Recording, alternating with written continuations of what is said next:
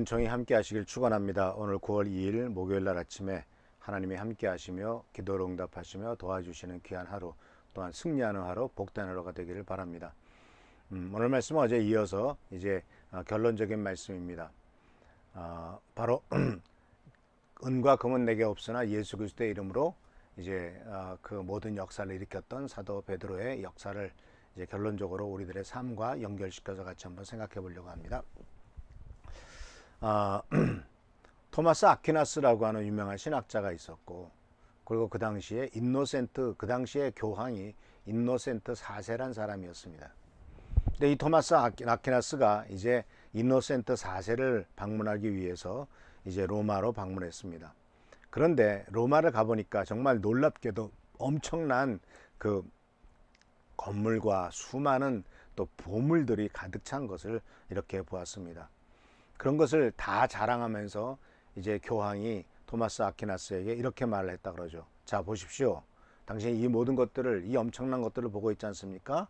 우리는 사도 바울이 옛날에 말했던 것처럼 은과 금은 내게 없다 라고 이렇게 말한 것, 이젠 그렇게 우리는 얘기할 필요가 없습니다. 얘기하지 않아도 됩니다 라고 이렇게 인노센트 4세는 이야기를 했다는 것이죠. 그랬을 때 이러한 얘기에 대해서 토마스 아퀴나스가 뭐라고 말했냐면, 아닙니다. 당신은 그렇게 말할 수는 없습니다. 만약 그렇게 얘기했을 때 그것이 바로 그런 일들이, 문제는 뭐냐면 그런 일들 때문에 결국은 이 안진뱅이도 결코 일어나거나 걷게 할 수는 없을 것입니다. 그러니까 은과 금은 생겼지만 안진뱅이를 일으킬 수 있는 예수 그리스도의 이름은 없어졌다라는 것이죠. 이런 부분들은 사실 참 인간이 그 하나님의 축복을 받게 되었을 때 생기는 일종의 아이러니한 모습이라고 발견할 수가 있습니다. 하나님께 정말 간절히 기도해요. 그래서 주님께서 축복해 주시고 돌봐주시기를 바라요. 그래서 하나님께서 많은 축복을 줍니다. 그런데 그 축복을 받았을 때 하나님의 이름을 더욱 의지하고 살아가는 것, 예수님의 이름을 의지하고 살아가는 것이 아니라 그 받은 축복에 근거해서 살아가기 시작한다는 얘기죠. 그러니까 더 이상 예수님의 이름이 없는 겁니다. 그 예수님의 능력을 의지하지 않는 겁니다. 그래서 이 부분에 대해서는 요한계시록 3장 15절에서부터 18절 말씀에 이렇게 얘기를 합니다. 이것은 바로 그 유명한 소아시아의 7교회에 대한 요한계시록에 나오는 경고의 말씀인데, 그 중에서 라오디기아 교회에 대한 경고죠. 나는 내 행위를 안다. 너는 차지도 않고 뜨겁지도 않다. 내가 차든지 뜨겁든지 하면 좋겠다. 내가 이렇게 미지근하여 뜨겁지도 않고 차지도 않으니 나는 너를 내 입에서 뱉어버리겠다. 너는 풍족하여 부족한 것이 조금도 없다고 하지만 실상 너는 내가 비참하고 불쌍하고 가난하고 눈이 멀고 벌거벗은 것을 알지 못한다. 그러므로 나는 내게 권한다. 내가 부유하게 되어거든 불에 정련된 금을 내게서 사고 내 벌거벗은 수치를 가려서 드러내지 않으려거든 흰 옷을 사서 입고 내 눈이 밝아지려거든 안약을 사서 눈에 발라라. 흔히 라오디게아 교회는 현대에 아주 돈 많고 부자가 된 교회들, 이런 것들에 대한 상징적인 모습이라고 설명을 할 수 있죠. 17절에 이 라오디게아 교회는 이렇게 생각합니다. 우리는 풍족하여 부족한 것이 조금도 없다. 왜? 권력도 있고 돈도 있고 수많은 사람들이 모여들고 아무런 부족한 것이 없다라고 너희들은 말하는데, 하나님께서 보시기에는 비참하고 불쌍하고 가난하고 눈멀고 벌거벗었다라고 이렇게 보시는 것이죠. 이유가 뭘까요? 풍족하고 부족한 것이 없는 것은 물질적인 것이고 세상적인 것이지만, 예수님도 없고 은혜도 없고 능력도 없고 아무것도 없는 이 모든 상황은 비참하고 불쌍하고 가난하고 눈멀고 벌거벗은 것이다 라는 겁니다. 아무리 돈이 많아도, 아무리 이 세상 권력이 많이 취했어도 하나님의 이름과 하나님의 능력과 하나님의 은혜가 없으면 그것은 정말 가난한 인생, 비참한 인생이라고 가르쳐주고 있는 것입니다. 그래서 부유하려거든 불에 정련된 금을 사라고 말씀하고 있어요.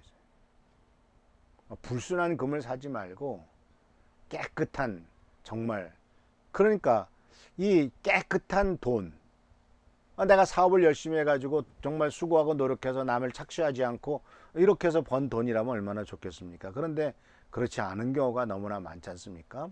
그리고 내 벌거벗은 수치를 가려서, 그러니까 자기가 수치로운지도 몰라요.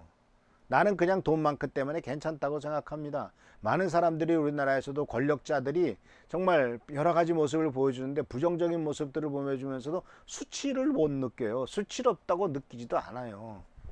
근데 이 벌거벗은 수치를 사람들은 보거든요. 마치 뭐와 같으냐면 벌거벗은 임금님 같은 상황이 되거든요. 흰 옷을 사서 입어라. 그리고 눈이 밝아지려던 안약을 사서 눈에 발라라 라고 주님께서는 권면하고 있는데, 이것이 바로 우리들을 향한 권면인 것을 볼 수가 있습니다. 왜냐하면요, 사랑하는 성도 여러분, 주님께서도 분명히 물질적인 부분에 대해서는 은과 금의 주인은 나다 라고 말하고 있어요. 학계 2장 8절에 은도 내 것이요 금도 나의 것이다, 나 만군의 주의 말씀이다 라고 말했고요. 시편 50편 12절에서는 내가 배고프다고 한들 너에게 달라고 하겠느냐, 온 누리와 거기 가득한 것이 모두 나의 것이 아니더냐 라고 말씀하셨고, 시편 24편 1절에서는 땅과 그 안에 가득 찬 것 모두 다 주님의 것, 온 누리와 그 안에 살고 있는 모든 것도 주님의 것이다, 이렇게 고백을 하면서 모든 것이 다 주님의 것인데, 우리가 그 중에서 일부 얼마나 가졌다고 그것을 온전히 의지하고 살아가겠느냐, 주님만을 의지하고 살아가라, 이렇게 권면하고 있는 것을 보게 됩니다. 그렇기 때문에 야고보서 2장 5절에서는 하나님께서 어떻게 역사하시는가 하는 것을 가르쳐 주고 있죠. 사랑하는 형제 여러분, 들으십시오. 하나님께서는 세상에 가난한 사람을 택하셔서 믿음에 부요한 사람이 되게 하시고, 하나님을 사랑하는 이들에게 약속하신 그 나라의 상속자가 되게 하시지 않았습니까? 세상에서 가난하다고 여김을 받는 사람들을 선택하셔서 믿음에 부요한 사람이 되게 하셨답니다. 왜냐하면 세상에서 부요한 사람은 믿음이 필요 없거든요. 세상에서 여유가 있고 돈 많은 사람은 하나님을 굳이 믿을 필요가 없습니다. 우리가 언제 주님을 찾습니까? 어렵고 힘들 때, 해결할 수 없을 때 주님을 찾지 않습니까? 가난할 때 주님을 더욱더 찾고 어려울 때 주님을 더욱더 찾지 않습니까? 사도 베드로와 요한이 돈이 있었으면 돈 몇 푼 던져주고 갔겠죠. 돈이 없기 때문에 예수의 이름으로 그를 일으켰죠. 그래서 가난한 사람을 택하셔서 믿음에 부요한 사람이 되게 하시는 것이 하나님의 방법입니다. 그래서 정말 우리들이 굳이 그렇다고 가난하다는 삶을 지금 이 초대교회 상황처럼 먹을 것이 없고 입을 것이 없는 그와 같은 가난한 상황에 사는 사람은 없지 않습니까? 그러니까 주님께서 우리에게 뭐라고 말씀하시냐면, 그렇기 때문에 누가복음에서는 그냥 가난한 사람이라고 얘기했지만 마태복음에서는 마음이 가난한 자는 복이 있나니 천국이 저희 것임이라. 결국 천국에 들어가는 믿음은 가난한 마음을 가질 때 그 믿음을 갖게 되고 바로 천국을 갖게 되고, 이런 말씀을 가르쳐 주고 있죠. 그래서 내가 아무리 많이 있어서도, 어떤 물질이 있고 많은 축복을 받았어도 이거 한순간에 다 날아가는 거야, 이거 아무것도 아니야, 그런 생각을 하면서 오직 하나님을 의지하고 섬기며 살아가려고 하는 사람이 하나님께 영광을 돌리는 사람이고 하나님이 도와주시는 사람이죠. 또 아무것도 없으면서도 끝까지 욕심만 부리고 하나님을 의지하기보다는 어떻게든지 돈 좀 벌려고 하고, 이런 것은 가난하더라도 믿음이 부유한 사람이 되지 않죠. 가난하기 때문에 하나님을 더욱더 의지하게 되는 것이고, 하나님을 바라보게 되고, 또 물질적인 축복을 받았어도 이거 하나님이 주신 것이기 때문에 순식간에 다 날아갈 수도 있고 그건 아무것도 아니야 라면서 더욱더 하나님을 바라보았을 때 하나님이 축복하시는 건 아니겠습니까? 그래서 사랑하는 성도 여러분, 우리들은 예수 그리스도의 이름의 권세를 믿고 그 이름을 활용하시길 바랍니다.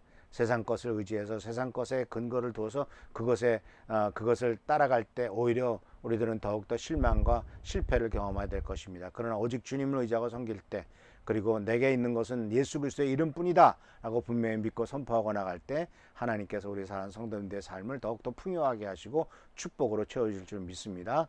이것을 모든 삶의 여러 분야에 그대로 적용하는 우리 사랑하는 성도님들 되시기를 축원합니다.